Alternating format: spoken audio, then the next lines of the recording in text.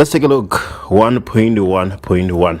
We have x squared minus 3x plus 2 being equals to 0. We are supposed to solve for x. Should be easy to see that we can simply factorize here. We're looking for two factors of 2, of which when we multiply we get 2, obviously, because they are factors of 2, but when we add we get minus 3. That is minus 2 and minus 1. Okay, if you multiply those two numbers you get plus 2, but when you add them you get minus 3. So x is equals to 2 or x is equals to 1. That is the solution to 1.1.1. Let's take a look at 1.1.2. So 1.1.2, we have 3x squared being equals to minus 2 minus 6x. We're supposed to round off our answer to 2 decimal places.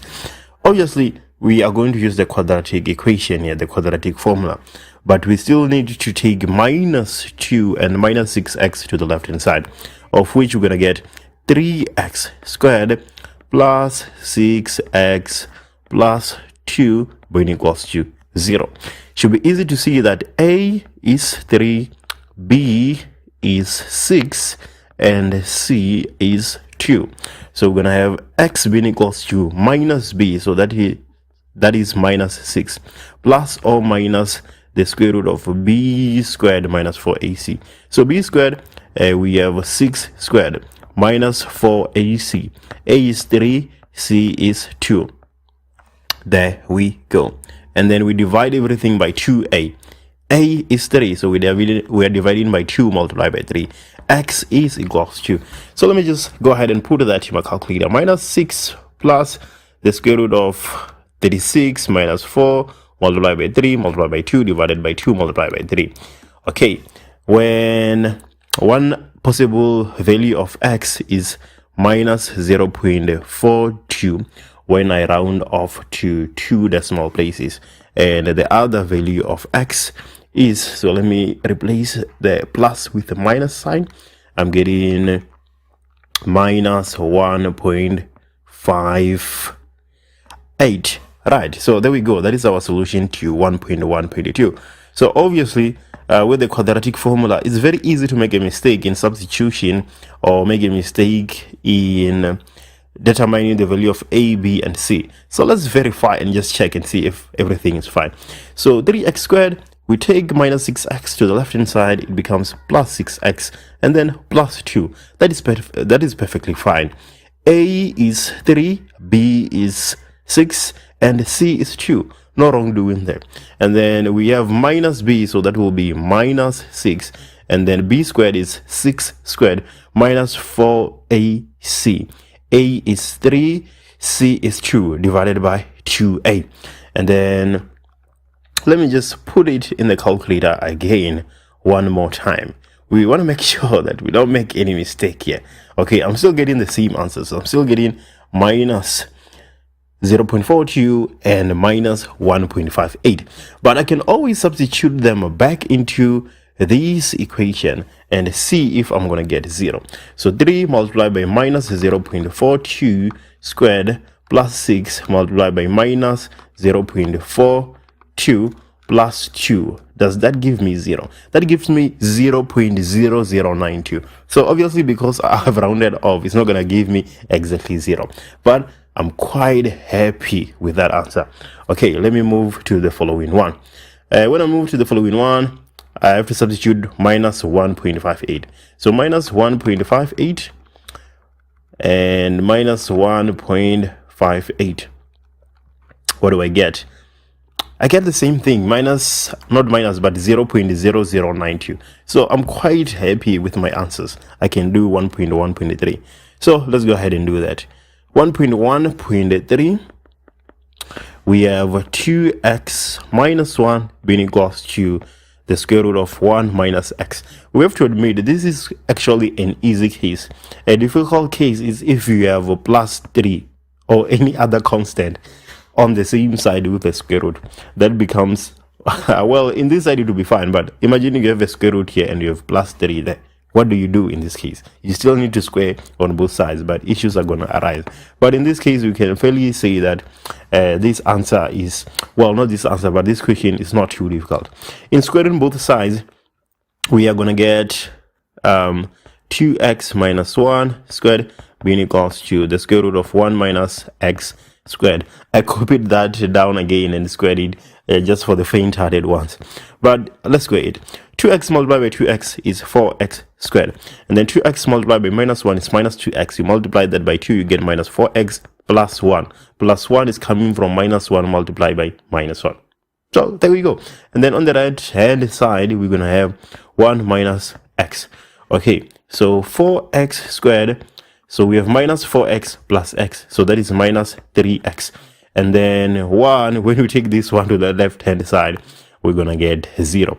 So we have 4x squared minus 3x being equals to 0. Okay, I'm happy that we are getting 0 there, because it sort of simplifies our problem. Our problems no longer that difficult anymore. We can take a common factor of x, of which when we do that, we're going to get 4x minus 3 being equals to 0. So we have two numbers multiplying each other, and then the product is 0. So one between the two numbers has to be 0. So what are we saying? We are saying that x is equals to 0, or 4x minus 3 is equals to 0. In order for 4x minus 3 to be equals to 0, we need 4x to be equals to 3, and therefore x is equals to 3 over 4. So these are our two possible solutions. X is equals to 0, or x is equals to 3 over 4. But take a look at this. We got this answer after we squared both sides. But this problem that we are solving is this one. This is the problem that we are solving. But we got our answer after squaring both sides. So it is very possible that one between 0 and 3 over 4 might not necessarily be a solution to our answer. Let's find out which one. When we substitute 0 on the left hand side, we're going to get minus 1, right? And on the right hand side, we're going to get square root of 1, which will just give us 1. Is minus 1 equals to 1? Well, that should be an easy question. They're not equals to each other. So this is not true. So x is equals to 0 is not a solution to this problem. Because clearly, when we substitute 0, we don't get the same answer on the left-hand side and on the right-hand side. Okay, let's check 3 over 4. So 2 multiplied by 3 over 4 minus 1. Where is my calculator? So let me go ahead and do that. 2 multiplied by 3 over 4 minus 1. I'm getting 1 over 2. And then let me not use equals to there, because I'm not sure they're equal to each other. And then the square root of 1 minus 3 over 4. Is it just 1 minus x? Yeah, it is.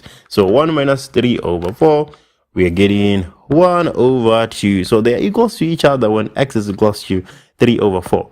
So x is equals to 3 over 4 is actually our correct solution.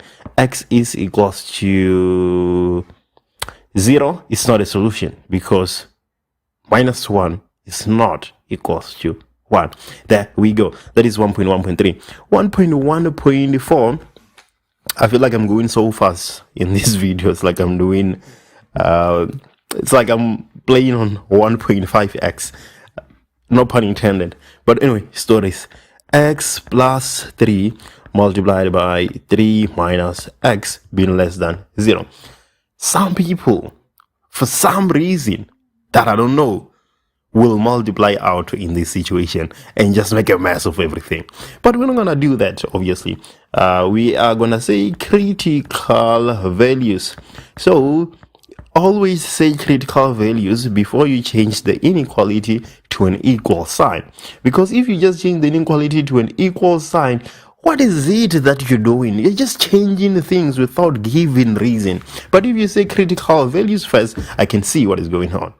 So x plus 3 multiplied by 3 minus x is equals to 0. So x is equals to minus 3, or x is equals to 3. So these are our critical values. We need to then write our answer, right? Our final answer in terms of an inequality. So this is what I always do. I say that there's two possible solutions after you get your critical values. Your answer lies between the critical values or outside the critical values. If it lies between the critical values, what will your solution look like? Well, x will be between -3 and 3. And then if it is outside the critical values, x will be greater than 3 or x will be less than -3. These are our possible solutions. We can easily do that by taking a number between -3 and +3. A simple number to work with is 0. So let's take 0 and substitute it in our inequality and see if it's gonna be satisfied. So in substituting 0, we get 3 multiplied by 3 being less than 0. 3 multiplied by 3 being less than 0, does that sound fine? No, it doesn't sound fine. 9 is not less than 0. So we know that this is not a solution. So we can cancel it out. That is 1.1.4. Let's take a look at 1.2 and see what is happening here. So solve for x and y simultaneously. The first equation, 2x is equals to y plus 2. And then the second equation, I'll tell you why I'm laughing. The second equation, y minus 2 is equals to x squared minus 3x. There's somebody where in this equation, they came and they said x is equals to y plus 2 and they divide by 2 on both sides. Okay, that is totally fine. Mathematically correct. But it's not a good strategy because you are unnecessarily complicating your life. Because now you have to deal with a fraction. You have to substitute that fraction in place of x and square it, which is a very difficult process. Why don't you just make y the subject of the formula instead and take 2 to the other side and have 2x minus 2. And then you can substitute these here, of which let's go ahead and do. 2x minus 2 minus 2 is equals to x squared minus 3x. Not too bad. We're not squaring a fraction. 2x minus 4 is equals to x squared minus 3x. So we're going to have x squared minus 5x plus 4 is equals to 0. Should be easy to factorize this. X minus 4, x minus 1 is equals to 0. X is equals to 4 or x is equals to 1. If x is equals to 4, y will be equals to 2 multiplied by 4 minus 2. So 2, 4, 8 minus 2, 6. And then y, well, when x is equals to 1, y will be 2 multiplied by 1 minus 2. That looks like y should be equals to 0. Right, so there we go. That is 1.2. Let's take a look at 1.3. Okay, 1.3, what is happening? Let's take a look. An athlete calculated that if he increases his current speed of x kilometers by 5 kilometers per hour, he can reduce his time by 12 minutes. He will be participating in the city marathon, which is 72 kilometers long. Determine the value of x. Okay, so we have some words. We have some words here. And for some way, somehow, we need to put this into equations and solve the problem. 1.3, the last question, equation 1, it's always a bit challenging, right? But let's take a look and see what is happening. So his speed initially is x, right? I think this question, if you're doing mathematics and history, you probably get it wrong. What is the probability that you're going to get this question right if you're doing mathematics and history? Well, maybe 1-2 people will actually get it right who are doing history. But if I had to place a bet, people that are doing history will get this question wrong. So the speed initially is x. And then when we increase the speed, let's say speed with that note there on top, we increase it to x plus 5 kilometers per hour. Okay, and then the time, we reduce the time by 12 minutes. when we increase it to x plus 5. Okay, so what is the time initially? What is the time initially when the speed is x? What is the time when the speed is x? And what is the time when we increase the speed to x plus 5? Okay, let's think about that. Let me just drag this down. So the time, well, we know that distance is equals to speed multiplied by time. So time is equals to distance divided by speed. So the time when the speed is x is the distance, which is 72, right, divided by x. Okay, and then when the speed is x plus 5, the time will be 72, the distance, divided by the speed, which is x plus 5. So let's also differentiate this time because they're not going to be equal to each other. But we know that we reduce the time by 12 minutes when we increase the speed to x plus 5. So t minus t prime should give us 12 minutes. T minus t prime should give us 12 minutes.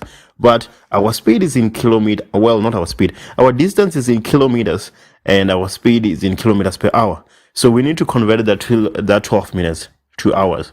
So 12 minutes to hours. So 12 minutes divided by 60. We convert it into hours, all right? So 12 over 60, that is 0.2. So we decrease the time taken by 0.2 hours when we increase the speed by 5 kilometers per hour. So t, the initial time when the speed is x, minus t prime when we increase the speed by 5 kilometers per hour should give us 0.2 hours. Okay, because we reduce the time by that much. So what is t? 0.2. Okay, I'm trying to write here, facing an issue. 0.2. Okay, so t is okay. I don't know what's happening, but for some reason I can't write anymore. I'm trying to scroll, but I can't. On this side I can scroll, but on this side I can't scroll anymore. Okay. Okay, I think it's fine now. So t 72 over x, t prime 72 divided by x plus 5 is equals to 0.2. Okay, so when we have this equation, it's just a matter of solving for x, right? And in doing that, you will end up with x being equals to 40. Right. How you actually get from here until x is equals to 40 is really up to you how you choose to manipulate it. But you have to end up here one way or another. There we go. The fourth term of an arithmetic sequence is 5 and the 14th term is 15. Quite a basic question, right? We expect this kind of questions and series and sequence. And the first question, 2.1.1, calculate their common difference. So let's take a look at what we are given and make sense of it. It is said that T4 is equals to 5, but we know fully well that T4 is just A plus 3D. So A plus 3D is equals to 5. Okay, and then on the other hand, T14 is said to be equals to 15. So we have A plus 13D being equals to 15. Right, we want the common difference. So what can we do? We make A the subject of the formula in this equation and make A the subject of the formula in this equation and equate the two. In doing that, we're going to get A being equals to 5 minus 3D. And then on the other equation, A is equals to 15 minus 13D. So we can equate these two because they are both equal to A. So 5 minus 3D is equals to 15 minus 13D. Let's take minus 13D to the left hand side. We're going to get plus 10D. Minus 3 plus 13. This is equals to 15 minus 5, which is 10. It should be easy to see that D is equals to 1. There we go, 2.1.1. Let's take a look at 2.1.2. Determine the general term of the sequence. So Tn is equals to A plus n minus 1 multiplied by D. We have A and D as variables that we need to figure out. We know fully well that d is equals to 1. But what is a equals to? We just need to substitute d into either this equation or this one here. So let's go ahead and substitute it on the first one. We're going to have 5 minus 3 multiplied by 1, which is equals to 2. So in substituting that back into Tn, we would get 2 plus n minus 1 multiplied by the difference, which is 1. So 2 plus n minus 1. So this is equals to n plus 1. 2 minus 1 is 1. So there we go. 2.1.2, we have Tn. 2.1.3, calculate the sum of the first 22 terms. So S22, well, let's start by saying Sn. Sn is equals to n over 2 multiplied by 2a plus n minus 1 multiplied by d. Well, I've memorized this formula, but it is on the formula sheet. You don't have to really memorize it. So S22 will be equals to the value of n. We're looking for the sum of the first 22 terms. So we're going to have 22 over 2 multiplied by 2. A is 2 also, plus n minus 1. N is 22, so we have 22 minus 1 multiplied by d. So without trying to act fancy, let me just substitute that in my calculator. So I have 22 divided by 2 multiplied by 2a, so that will be 4 plus 22 minus 1 multiplied by 1. I'm getting 275.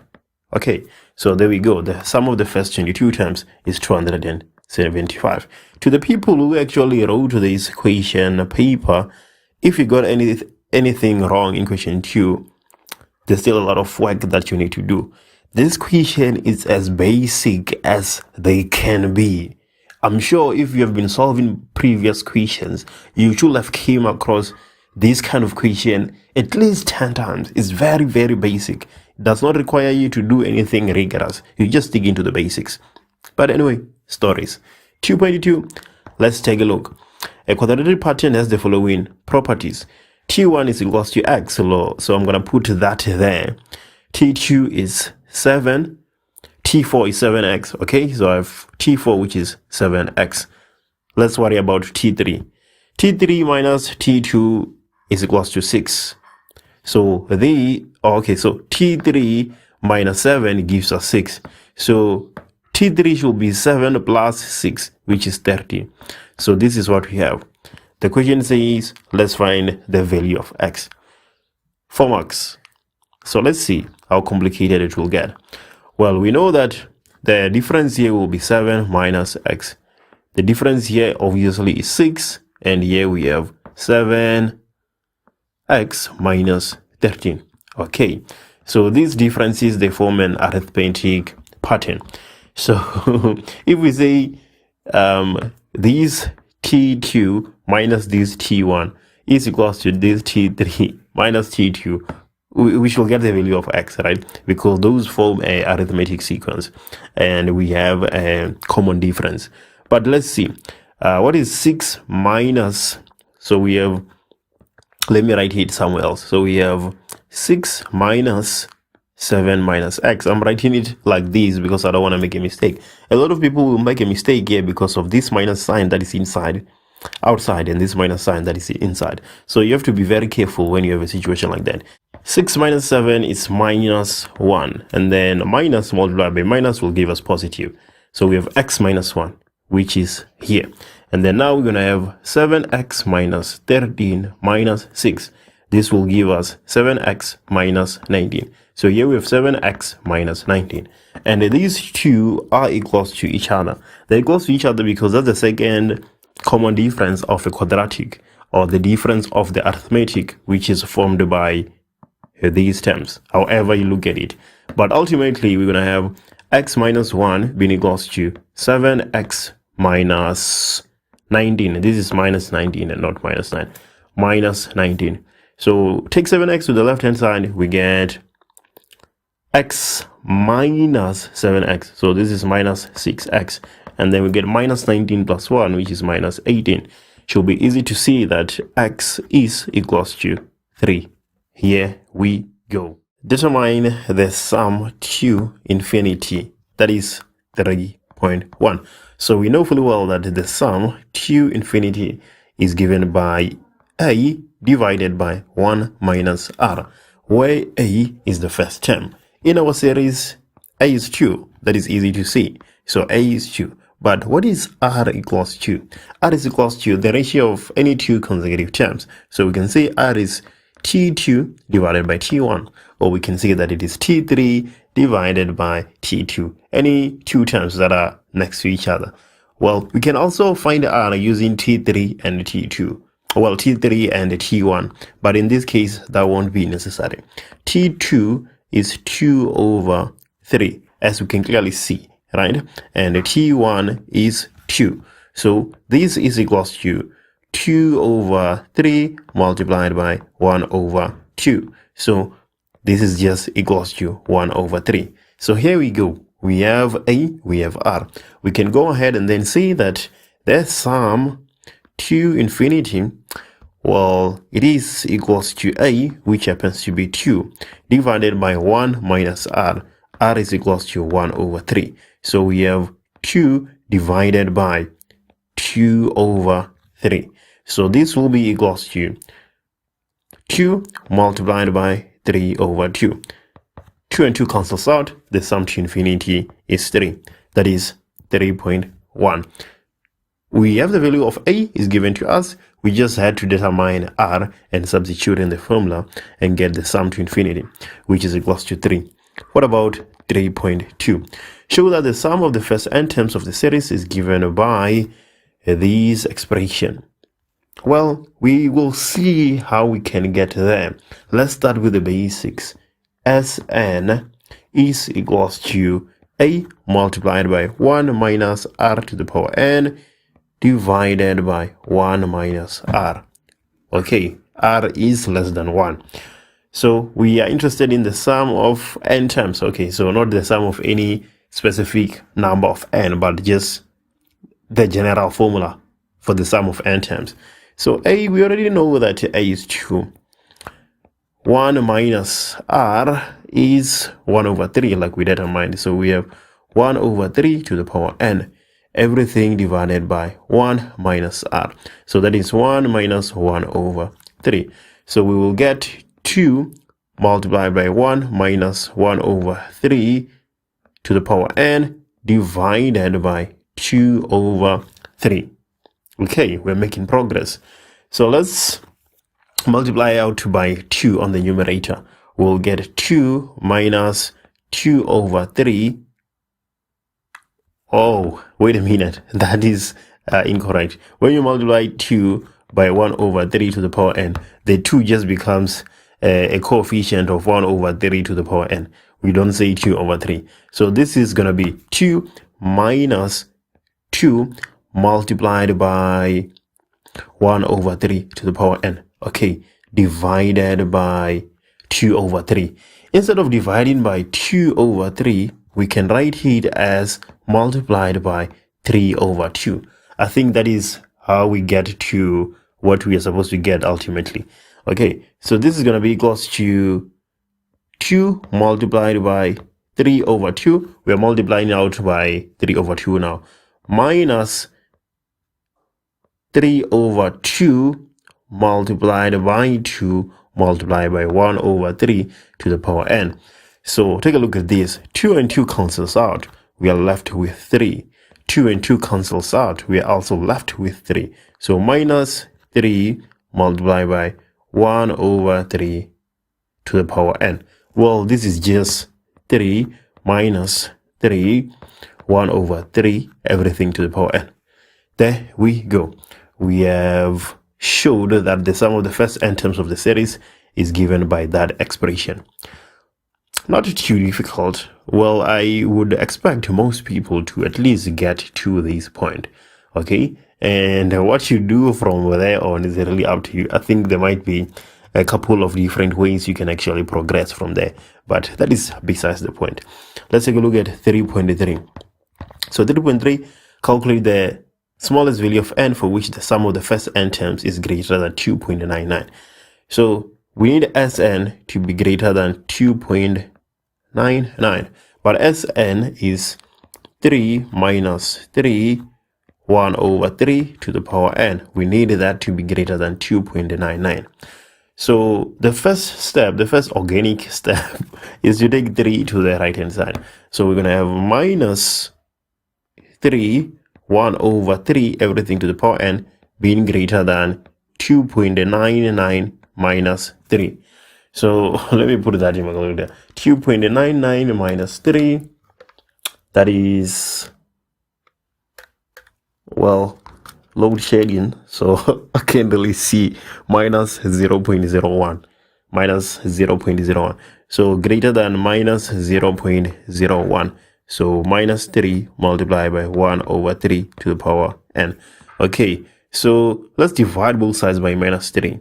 So we're going to get 1 over 3 to the power n. Well, the inequality sign changes when we divide by a minus sign, okay?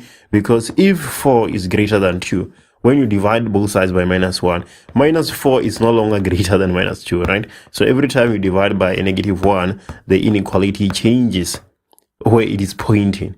So because we are divided by minus 3 there, it is going to change and be what we are saying it is then.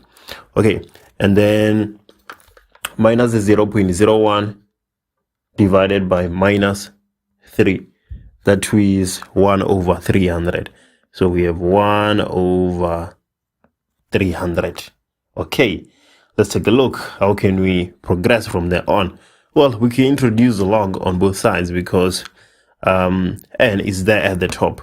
So n log of 1 over 3 is less than log of 1 over 300. Okay, let's progress. So dividing both sides by log 1 over 3, n should be less than log of 1 over 300 divided by log of 1 over 3. So n is less than. Okay, so let's take a look. Log of 1 over 300 divided by log of 1 over 3. Let's see. I'm getting 5.1918. Okay, so the question says calculate the smallest value of n for which the sum of the first n terms is greater than 2.99. I'm getting n less than 5.1918. That is a bit weird. Should I have said critical values and change the equal sign to equals to and then figure it out manually? Okay, let me just say that n, well, let me say critical value n is equals to 5.1918. Okay, now I will figure out whether I want my n to be greater than 5 or my n to be less than 5. Well, my n to be 5 going down or my n to be 5 going up. Let's see about that. Okay, so when n is equals to 5, so let's say S5, what do we end up with? 3 minus 3, 1 over 3 to the power 5. Let's try 5. Okay, so I'm going to have 3 minus 3 multiplied by 1 over 3 to the power 5. When I substitute 5, I get 2.98. Okay, let me try substituting 4. Okay, when I substitute 4, I get 2.96. As you would expect, right? If the sum of the 5 terms is 2.98, then you would expect the sum of the 4 terms to be less than that, given that they are both positive. They are all positive, those terms. Okay, let's try s being equals to 6. I just want to check here. S being equals to 6. Replace 4 with 6. Let me do that. I'm getting 2.995, of which 2.995 is clearly greater than 2.99, right? 2.995 is clearly greater than 2.99. So the question is saying calculate the smallest value of n for which the sum of the first n terms is greater than 2.99. So the smallest value of n is 6, right? I think these will be a bit confusing because you end up with having n being less than 5.1918. I think some people would be tempted to say n is equals to 5, but clearly n is equals to 5 does not work for us here. What works for us is n being equals to 6 as the smallest value of n. Right, so moving forward, if I'm coming across a question like this, instead of using the inequality, I will quickly change it to an equal sign and justify by saying that I'm looking for a critical value. But anyway, stories 3.3 and is equals to 6. Here we go. So the figure below shows the graph of h of x, which is said to be equals to log of x base a. Point A lies on the curve and B is the x-intercept of h. The first question, 5.1, we are supposed to calculate the value of a. So what do we have? H of x is equals to log of x base a. We have three variables here, three unknown variables. H of x, which is y, x, and a. So what can we do? We want a. How can we find x and y in order to be able to find a? We can substitute any point which is on the function. We don't know the coordinates of b, we only know the coordinates of a. So we are going to substitute the coordinates of a so that we can have a corresponding x and y, and then sub it into h of x.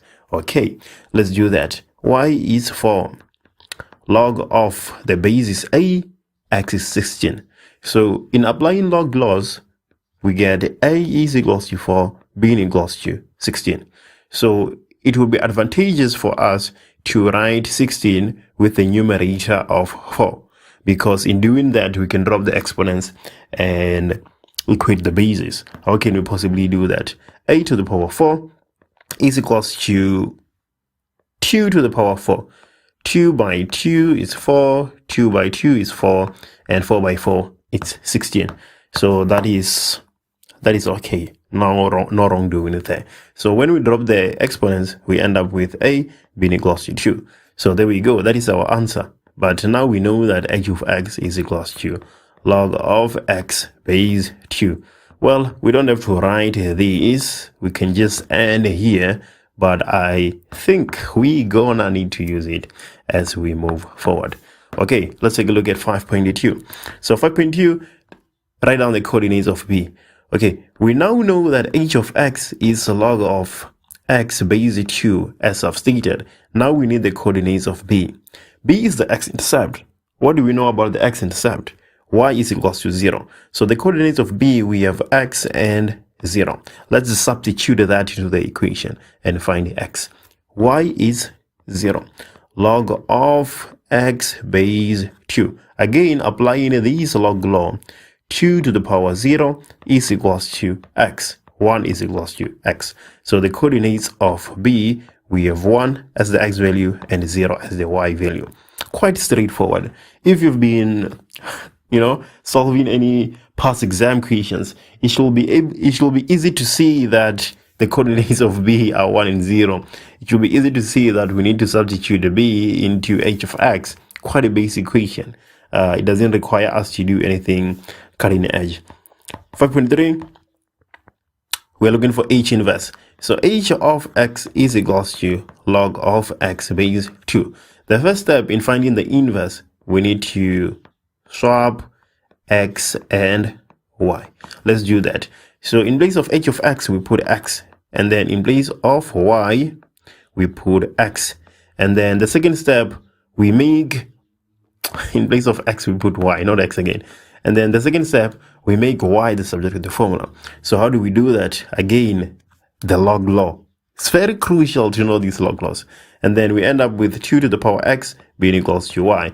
So, well, let's just write it nicely. y is equals to 2 to the power x. 5.4, write down the range of H inverse. Okay, so H inverse is equals to, okay, the question in 5.3 says that we must write it in the form H inverse of x. So H inverse of x is equals to 2x. Okay, I almost forgot that.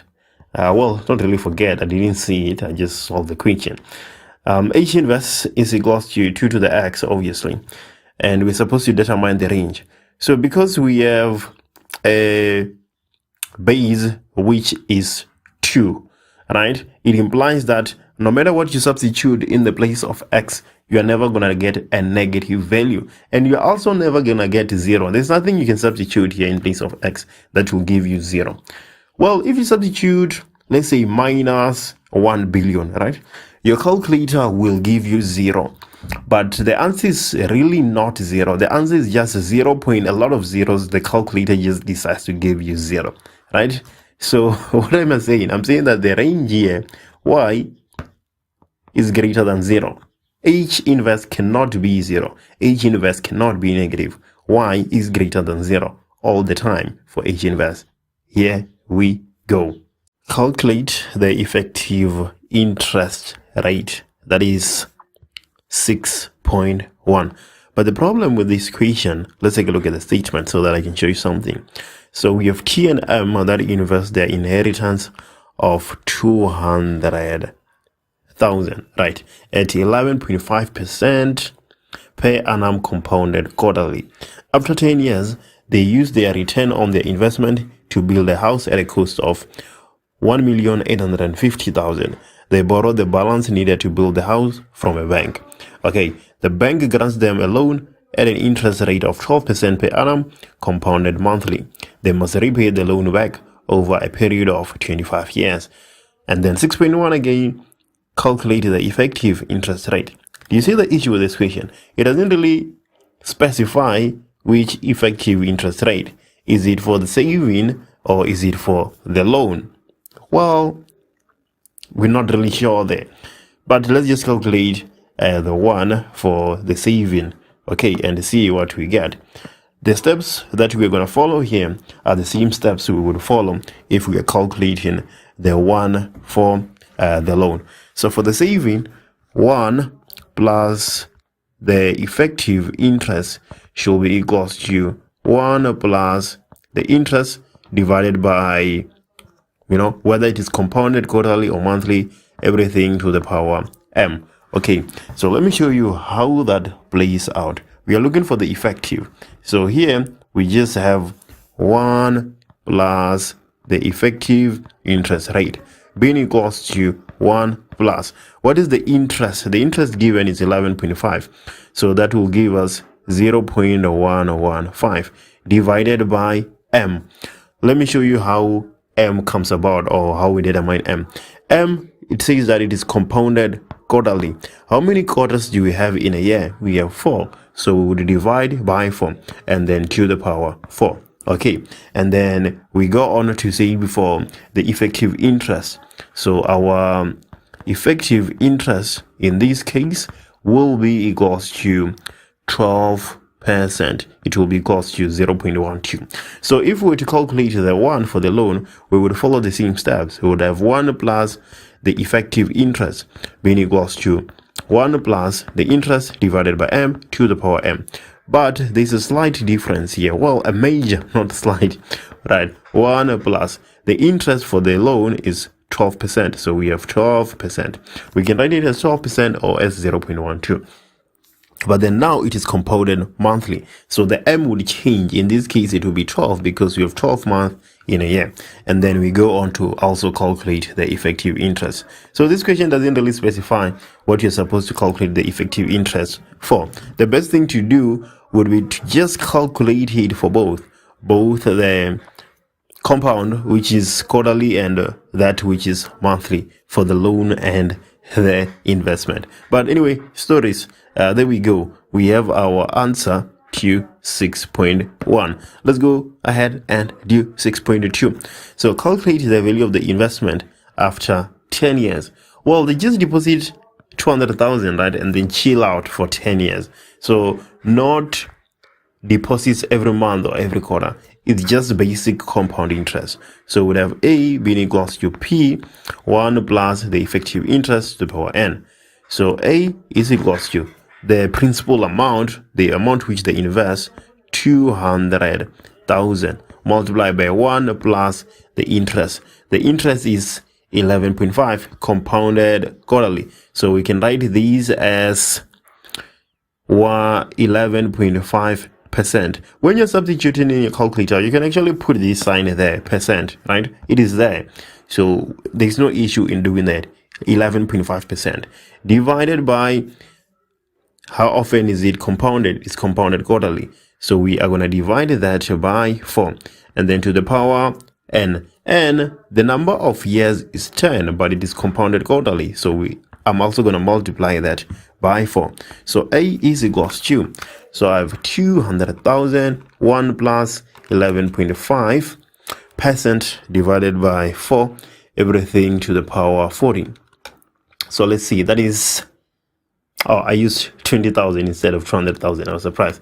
Yeah, that is 621,475.37 cents. There we go. So that is 6.2. That is the money that these two are gonna have after they save or they deposit 200,000 into the saving account for 10 years. And then 6.3 determine the loan amount needed to finish building the house.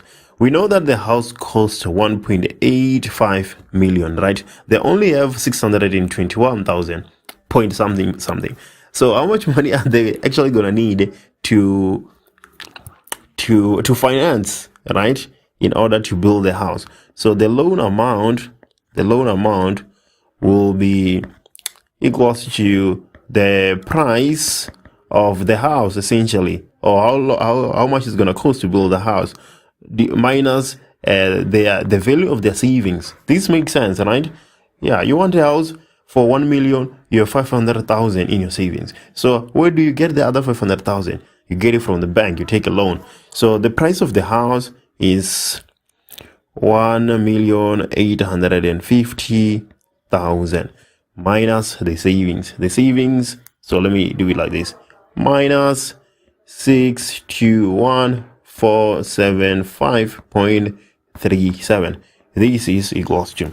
So let me plug that in my calculator. 1,850,000 minus 621,475.37 cents. 621. I'm getting 1 million. So this is 1,228,524.63 cents. So there we go. This is the amount that these two will finance. That is the loan amount needed to finish building the house. That is 6.3. Let's take a look at 6.4. Calculate the monthly payment of the loan. Calculate the monthly payment of the loan. So we have the loan amount. Which is our P, right? Because we know that P is equals to X multiplied by 1 minus 1 plus the interest minus N, everything divided by the interest. So divided by I. Okay. So we're gonna have P, the loan amount, 1,228,524. Let me check my calculator. 0.63 being equals to X. X is the monthly payments that we are gonna make, right? It's what we're interested in. Multiplied by 1 minus 1 plus the interest. Okay. So the interest is 12%. So we're going to have 12% compounded monthly. So we divided that by 12.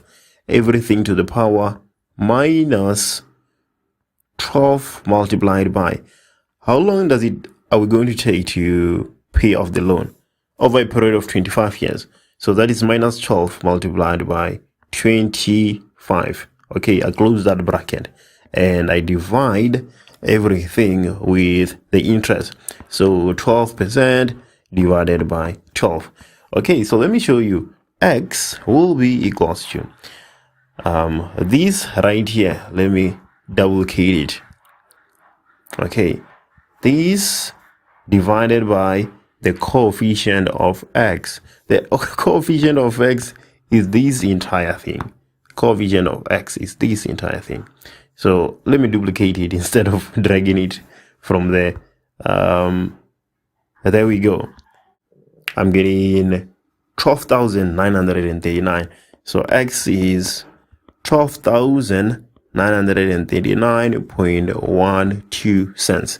So there we go. That is the monthly payment on the loan. 6.4.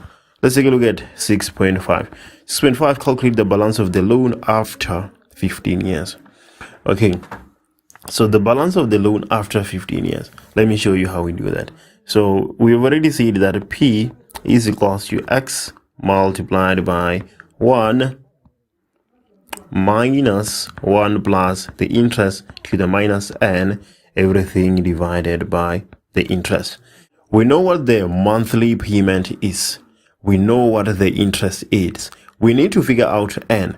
So we want to calculate the balance of the loan after 15 years. So 0, 10, 20, 25. So 15 years is somewhere here. So after we've paid the loan for 15 years, how many years are we left with? We are left with 10 years that we still need to pay. So that is the value of n we would use in this case. We are left with 10 years that we still need to pay. So in place of n, we just substitute with 10, right? That will be 10 multiplied by 12 because it is compounded monthly. Okay, so that is how you find the balance. You, in place of n, you substitute the amount or the number of months that are left that you still need to pay. Okay, so P will be equals to X, 12,939.12 multiplied by I think everything will fit. It's fine. I can just write it here. 1 minus 1 plus 12% divided by 12 compounded monthly to the power minus 10 multiplied by 12. Everything, well, not everything. Well, it can be everything because, yeah, multiplication is commutative. Doesn't care about order. The interest 12% divided by 12. So I just needed to put that in my calculator, and I'm getting 901,863.28 cents. So this is the balance on the loan after 15 years. Still a lot, considering the fact that the loan was just 1.2 million. But that's what interest will do to you. 6.5, 6.6. Determine how much interest they will pay on the loan in the 25 years time. So the interest paid on the loan in the 25 years time is a matter of saying the total payments, right? Minus the loan amount. So the total payment is 12,000 whatever, yeah, that monthly payment is multiplied by 25 multiplied by 12, right? And then minus the loan amount, and you should get your total interest. Determine f prime of x from first principle if it is given that f of x is equals to 3x squared. So f prime of x is equals to the limit as h tends to 0 of f of x plus h minus f of x, everything divided by h, using first principles. So it's quite easy, it's quite straightforward. Here we just substitute in x plus h in place of x, and here we're just minusing with f of x, nothing complicated, and we are dividing by h. So let's work out the numerator first. In the numerator, we have f of x plus h. So let's see what happens when we do that. F of x is 3x squared. So we're going to have 3x plus h, everything squared. So this is 3x squared plus 2xh plus h squared, right? And this will give us 3x squared plus 6xh plus 3h squared. That is f of x plus h. So what about f of x plus h minus f of x? Let's go ahead and do that. So that will give us 3x squared plus 6xh plus 3h squared minus 3x squared. So minus, well, not minus, but 3x squared minus 3x squared will give us 0. We're going to be left with 6xh plus 3h squared. We can then substitute these back into the equation. We're going to get f prime of x as the limit tends to 0, as h tends to 0, being 6xh plus 3h squared. We have solved that, right? F of x plus h minus f of x, everything divided by h. What we want to do at this point is to take h as a common factor on the numerator, of which when we do that we get h, and then 6x plus 3h, everything divided by h. Let's let h and h cancels out and let h tends to 0. So what is 3 multiplied by 0? Well, this is equals to 0. So f prime of x is equals to 6x. There we go. This is the same answer we would get if we are using the power rule. We would get 6x. 3 multiplied by 2, and then you subtract 1 from 2. So we are quite confident what we did is correct. That is 7.1. 7.2.1, determine f prime of x if f of x is equals to this entire thing. Okay, maybe there's a fancy way of solving this problem, right? But it is not immediately obvious to me. So how am I going to do the problem? I'm just going to do it the hard way, if that's even if there's a simpler way. But let's go ahead and do it. F of x is equals to x minus 1 multiplied by x to the power 6 plus x to the power 5 plus x to the power 4 plus x to the power 3 plus x to the power 2 plus x plus 1. I honestly feel like there is something that I'm missing here. There's a trick that I cannot immediately see. Well, okay. No, I just realized something. Okay, when we multiply out everything by x, right, we're going to get x to the power 7, x to the power 6, and then here we're going to get x squared, and here we're going to get x. And then when we come around and then subtract, multiply everything by minus 1, then x to the power 6 will get subtracted by x to the power 6, so on and so on. Let me show you what I'm saying.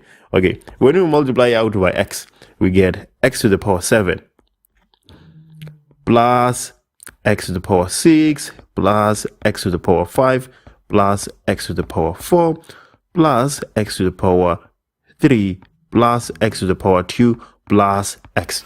We're multiplying out by x. When we have the same base, we add the exponents.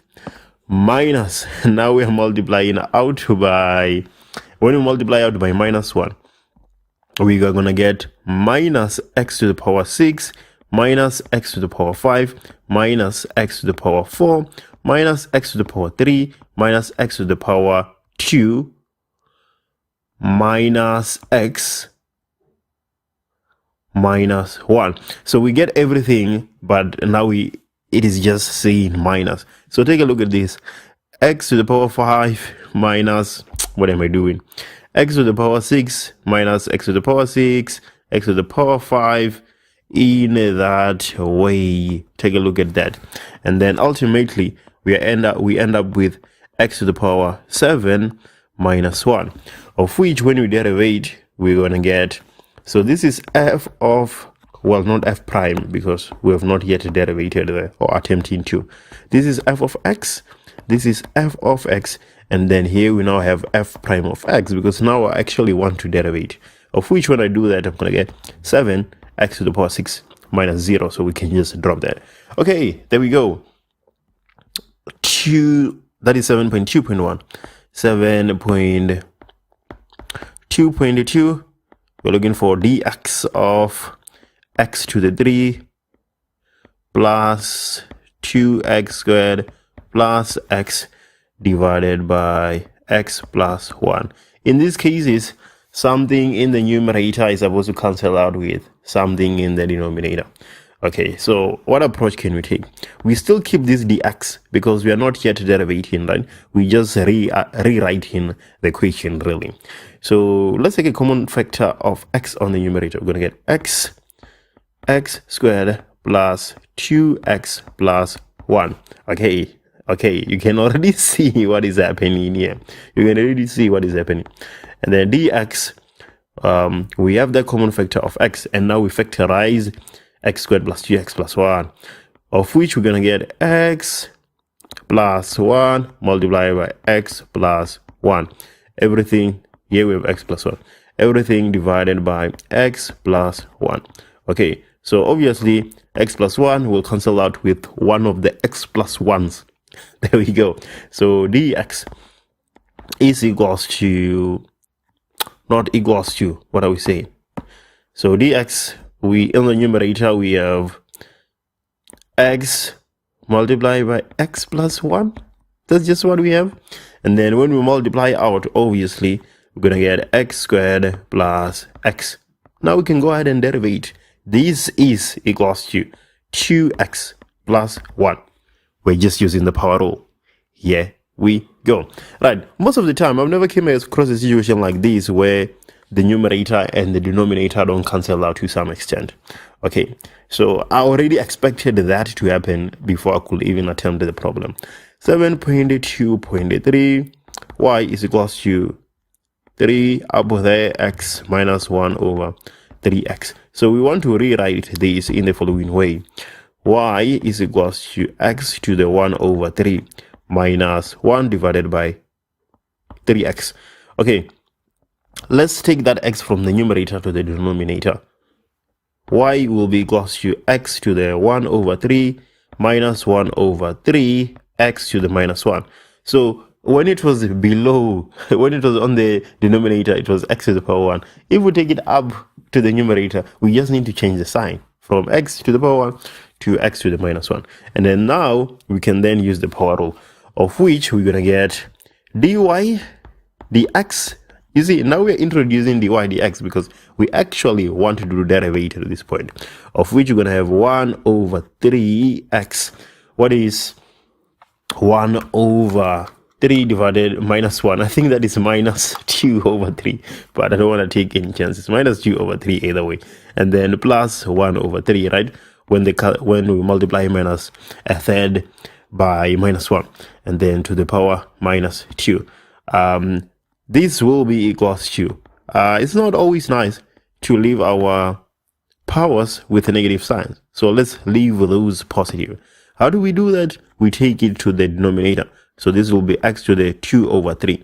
The sign changes just like when we move up.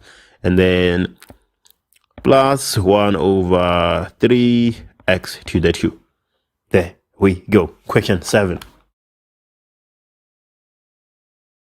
Given f of x, that is equals to 2x multiplied by x squared minus 9x plus 24, 8.1, show that P, where the x coordinate is 3 and the y coordinate 36, is a point on the graph of f.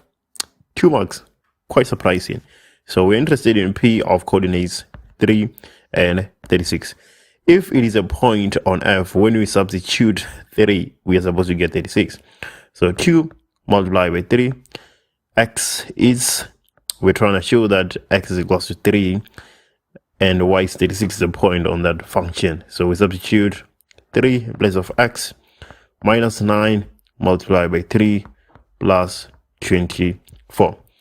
Right, so let me put that in my calculator. I have 6 multiplied by 9 minus 27 plus 24, and that is 36. So indeed P is a point on this function. 2 marks. Let's take a look at 8.2. So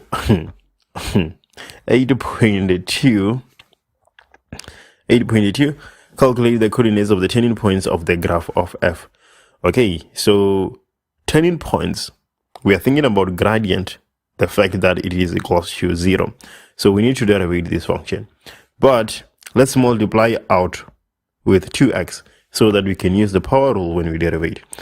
F of x is equals to 2x to the 3 minus 18x squared plus 48x. So now we can go ahead and find f prime of x. Well, this is 6x squared minus 36x plus 48. And we need to let these be equals to 0 if we want to find the x coordinates of our turning points where the gradient is 0.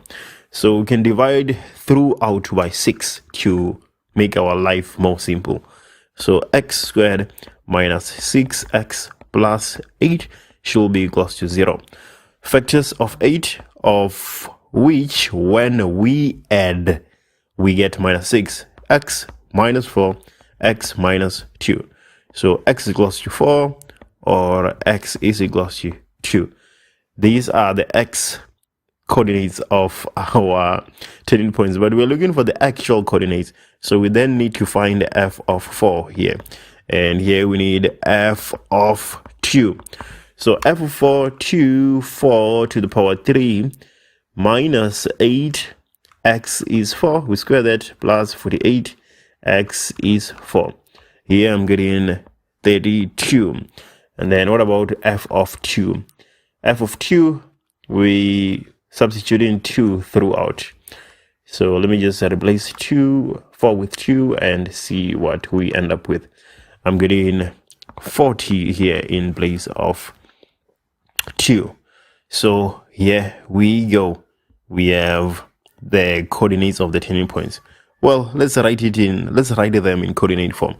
4 goes with 32 and 2 goes with 40. But we know from 8.1 that this is another idea. We're done with this question. I'm just thinking about something else. We know about from 8.1 that 3 goes with 36. I'm trying to see if this makes sense, right? 4 goes with 32. Oh, well, let's start here. 2 with 40, 3 with 36, 4 with 32. Okay, that's fine. That's fine. Yeah, if 3, which is between 2 and 4, was not following some sort of pattern, I would be skeptical about our answer here. So these are the answers here. These are the turning points, right? I don't know why this math is exciting me today, but let's just solve the problems. 8.3, do I need sketch graph of f indicate the coordinates of any intercepts with the axis and of the turning points.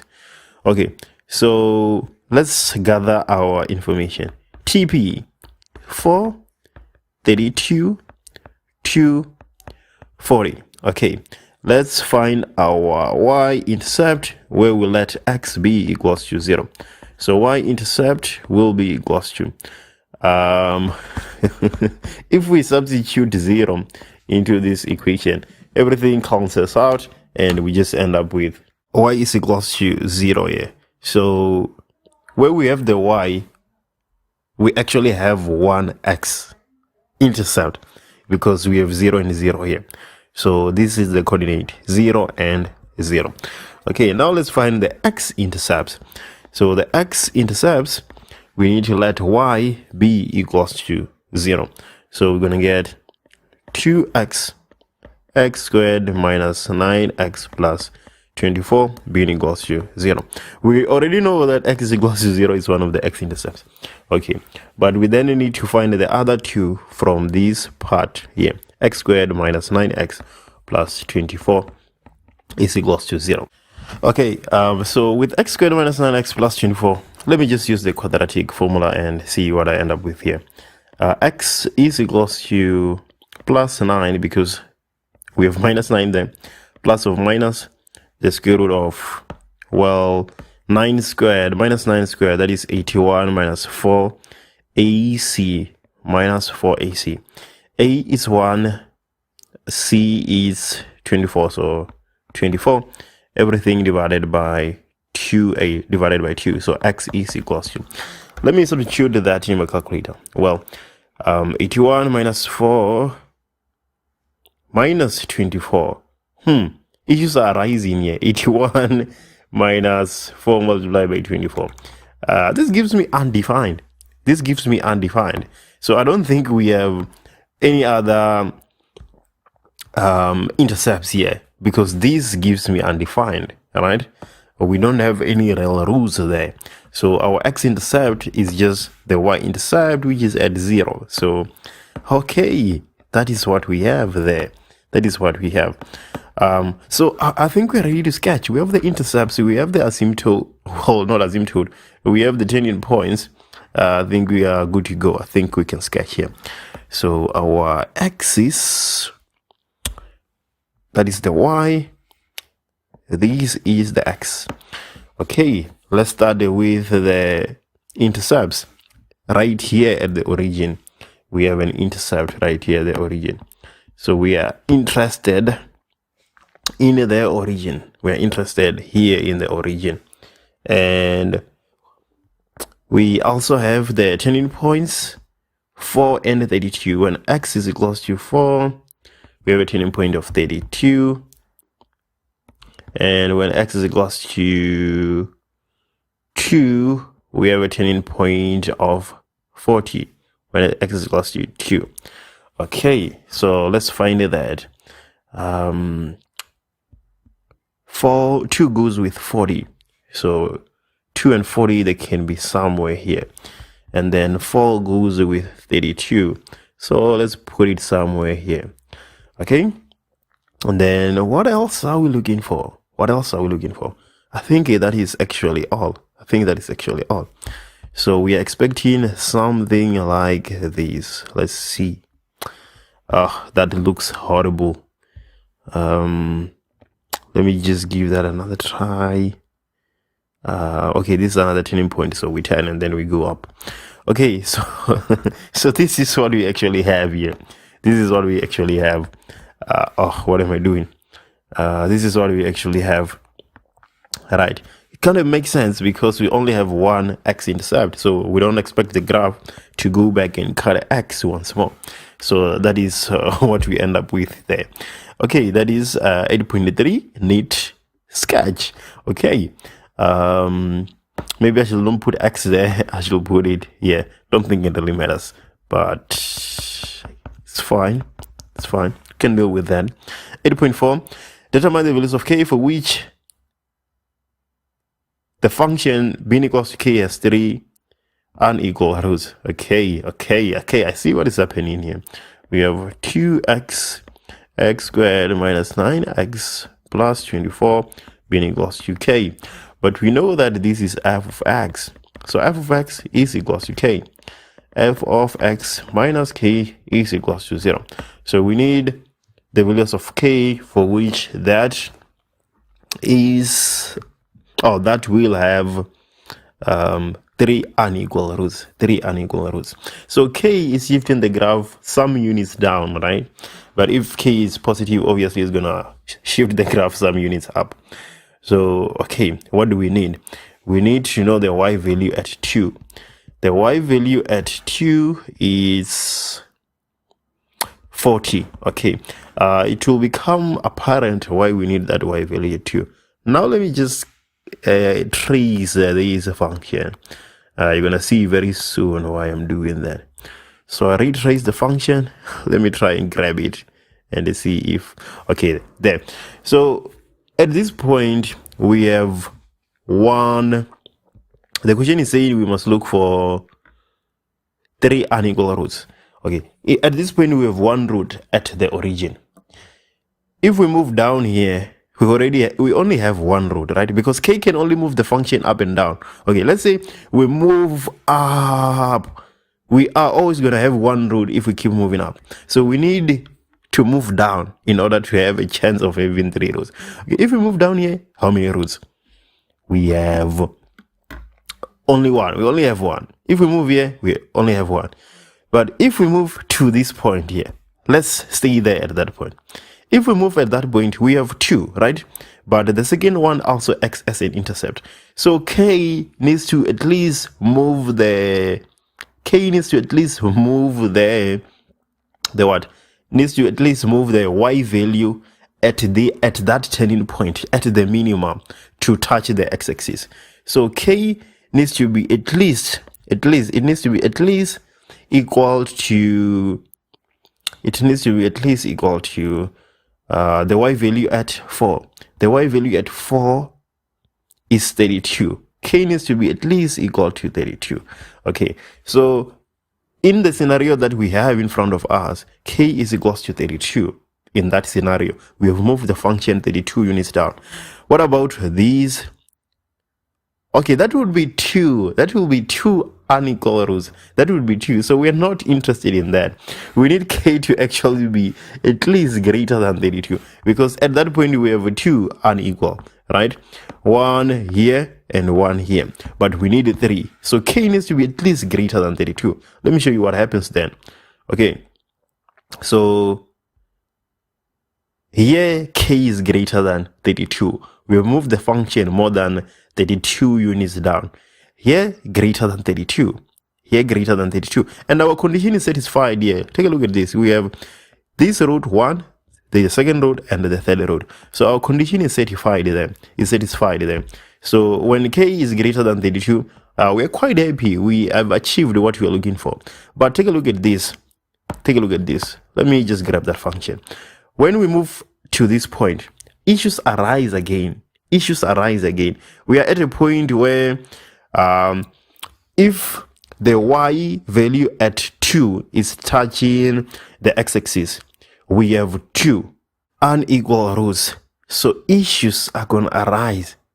If we have 2 unequal, we need 3. Okay, so we need k to be greater than 32, but we need k to be less than the y at x is equals to 2, which is 40.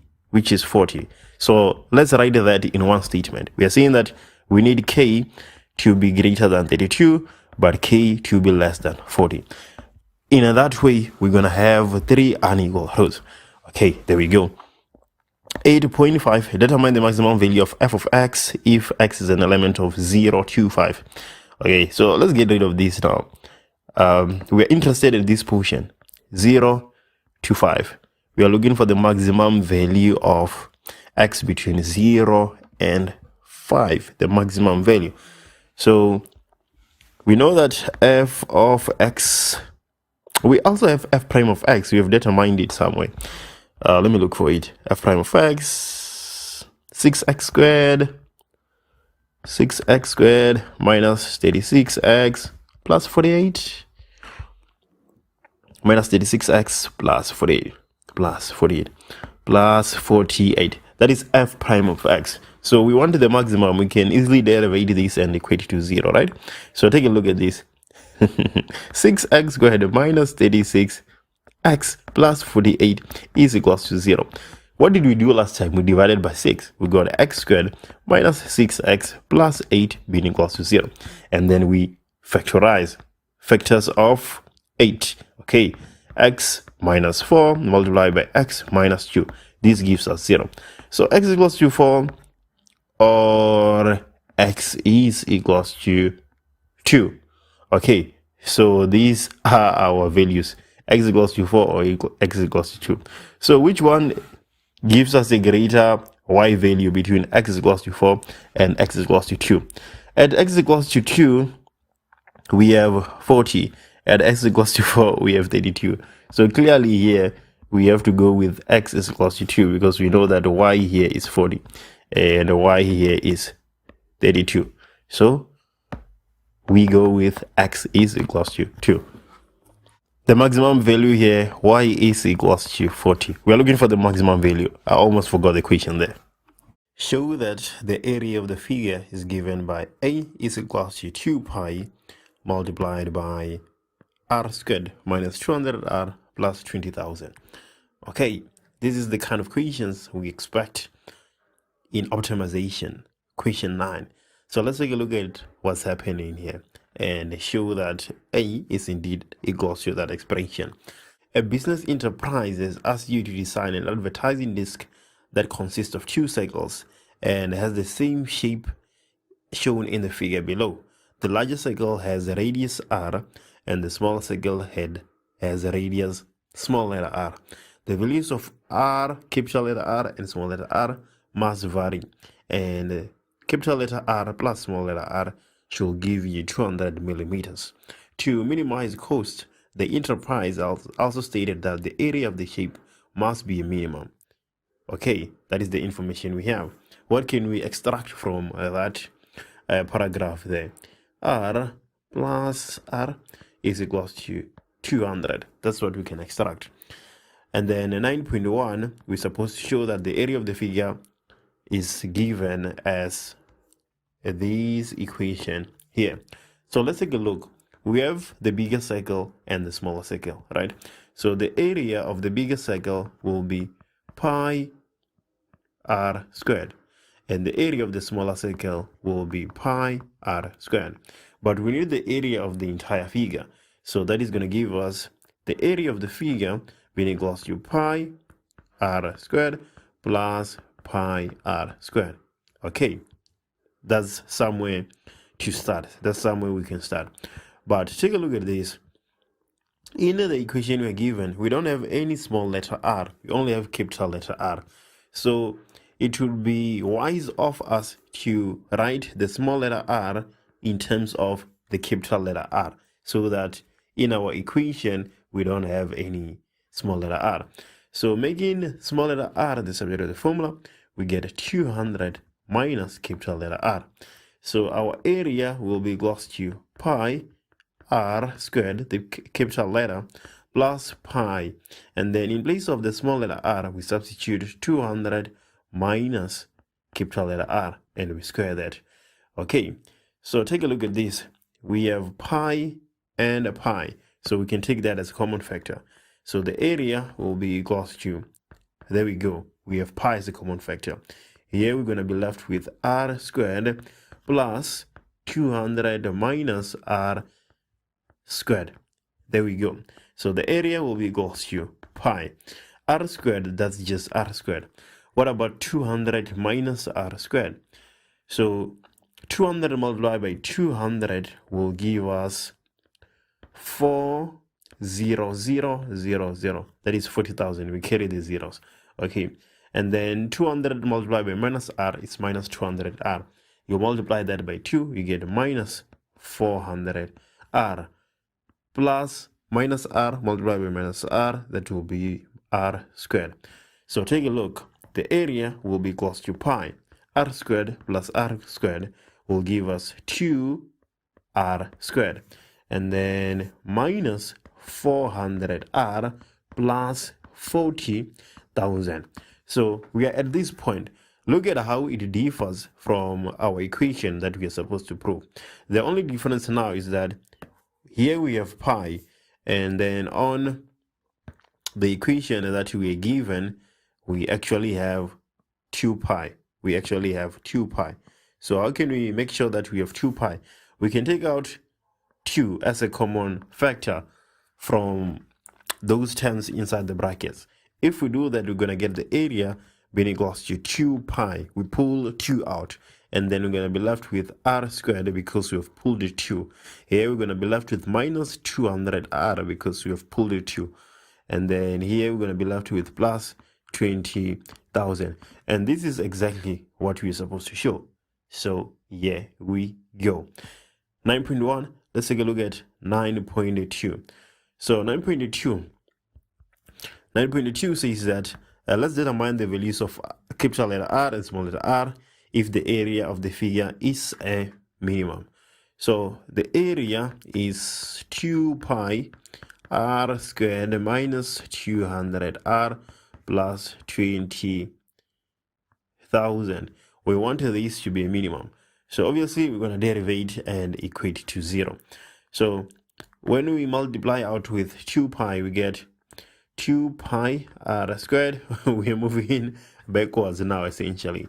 Minus 400 pi r plus 40,000 pi. Okay, now we can derivate. Okay, when we derivate, we're gonna get 4 pi r minus 400 pi. This will give us 0 because we just have constants. And then this is what we need to then equate to 0 because we want our area to be a minimum. So let's pull out, well, let's just take this 400 pi to the right hand side. We don't have to take anything out as a common factor. Well, we can take 4 as a common factor, but it's okay. Let's just take 400 pi to the right hand side, of which it is going to be positive because it was negative. So, okay, r will be equals to 400 pi divided by 4 pi. Okay, pi and pi cancels out. 4 divided by 4 is 1. So r is equals to 100. So there we go. R is equals to 100. But we need to determine the values of capital letter R and small letter r. We have capital letter R. Let's find small letter r. Small letter r, we have said that it is equals to 200 minus capital letter R. So we're going to have 200 minus small letter or capital letter R, which is also 100. So this is 100. So take a look at this. Small letter r and capital letter R are equals to each other. They need to be equals to each other for the shape to be a minimum. Okay. 9.3.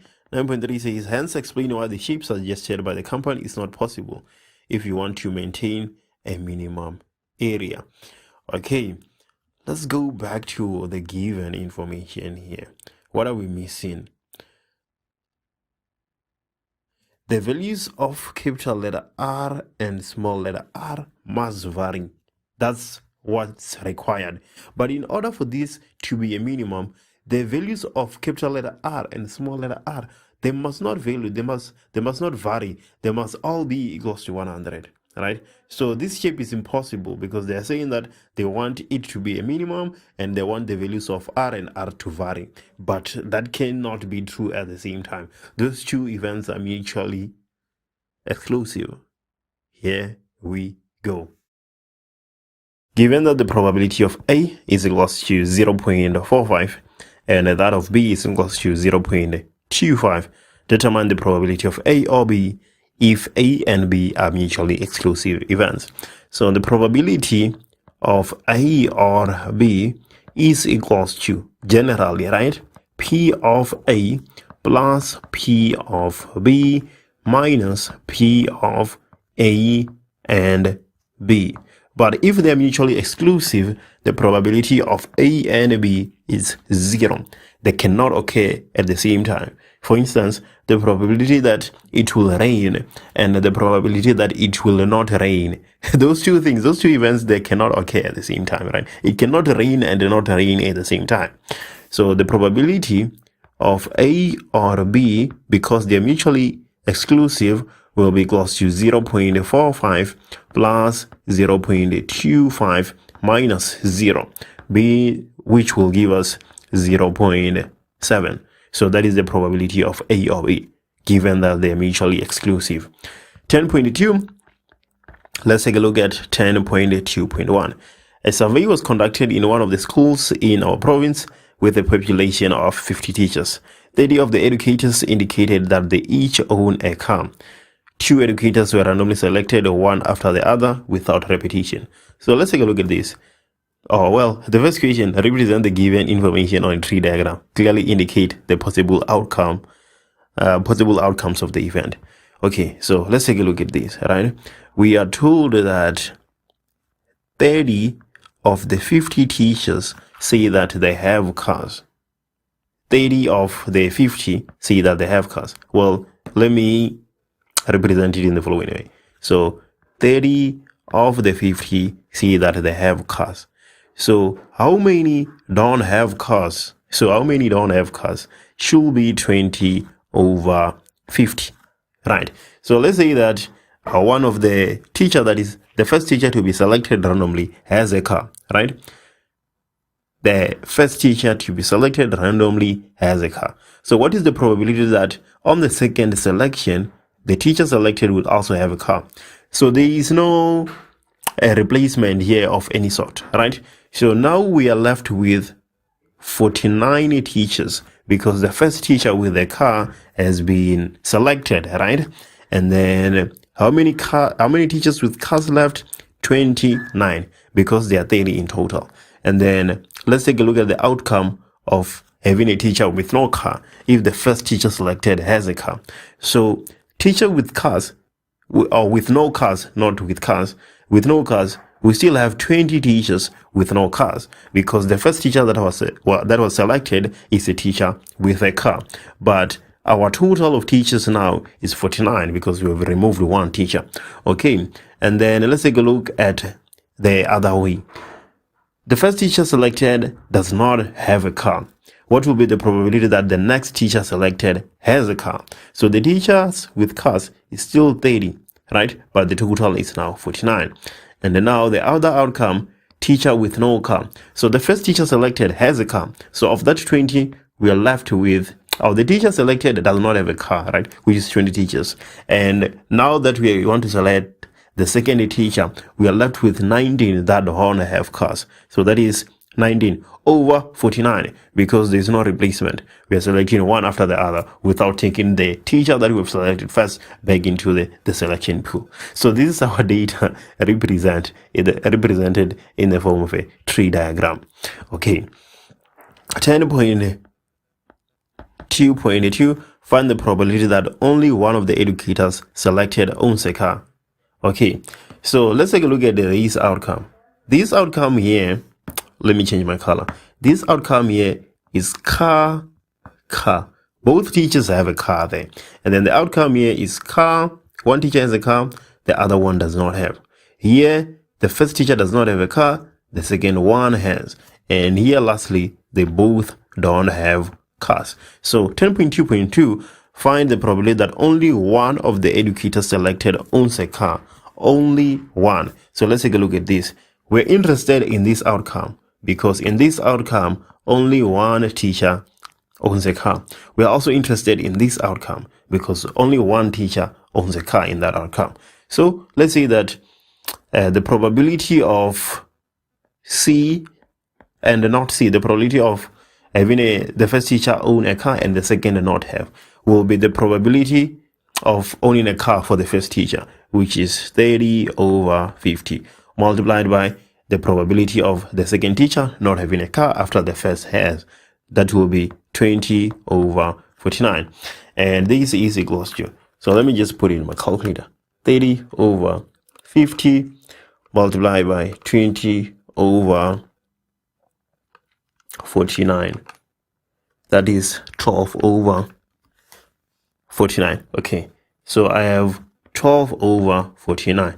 But this can happen in two ways, right? The first teacher selected may not have a car and the second teacher might have a car. So let's look at the probability of that outcome. The probability that the first teacher does not have a car is 20 over 50 multiplied by the probability of the second teacher having a car, which is 30 over 49. Okay, I think we should end up with the same thing here because on the numerator we have 30, 20. On the denominator, we have 40 and 49, which are also multiplying each other. So we're going to have 12 over 49 here. So the probability that that only one of the educators selected owns a car will be 12 over 49 plus 12 over 49. So let me put that in my calculator. I'm getting 0.49 if I run it off to two decimal places. So that is 10.2.2. Let's take a look at 10.2.3. Find the probability that the two educators selected each owns a car. So we want the probability that the two educators selected each own a car. So the probability of car. So this is what we're interested in, right? So the probability that the two teachers selected own a car will be 30 over 50. That's the first one. And then when we select the second one, we're left with 29 over 49. Okay, so 30 over 50 multiplied by 29 over 49. Let me just check if I had represented the data in the correct way. Yes, that is totally fine. Okay, when I put it in my calculator, 0.36. So 10.2.3, 0.36. Okay, I think we're done with that. 10.3, you require a password for an online account. The password must have 3 numerical values. So, well, let's make sense of that. 3 numerical values. So we need the numbers there. We need the numbers. Which numbers, we're not really sure about that, but we're going to figure it out. And then followed by 2 vowels. So we needed 2 vowels here. Vowels, obviously, A, E, I, O, U. How many possible passwords if repetitions are allowed? Okay, so numerical values, we have 0 to 9, which is 10, right? So we can have 10 here, one of the 10 numbers, one of the 10, one of the 10 vowels, one of the A, E, I, O, U, one of the 5, not 6. So 5 multiplied by 5. So this is just equals to 10 to the 3 multiplied by 5 to the 2. Whatever that is equals to, you're supposed to put that in your calculator and get some answer. Right. That is 10.3.1. Let's take a look at 10.3.2. Determine the number of possible passwords with the following conditions. So, okay, we still need those digits. We still need 5 digits. Yeah. Let's take a look. If repetitions are not allowed, the password does not start with a 0 and it ends with a vowel A. Okay, so this is the last position where we need to have A there. So how many A's do we have? We only have 1 A in our vowels. So it's only one possible vowel that can occupy that last spot. And then repetitions are not allowed. So here on the other spot that we need vowels, that we need to place a vowel, we are going to be left with 4 vowels because repetition is not allowed and A already occupies the last one. So we're going to have 4 possible vowels here. Okay, and then the password does not start with a 0. So if it does not start with a 0, it means that in this first position, we are not supposed to have 0. So of those 10 digits, we can only have 9 there on the first spot. Okay, so we have placed a digit on the first spot, which is 90. How many digits are we therefore left with?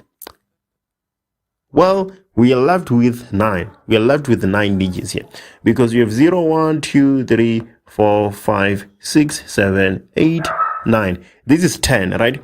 We cannot place 0 on the first spot. So we are only interested on these 9 digits.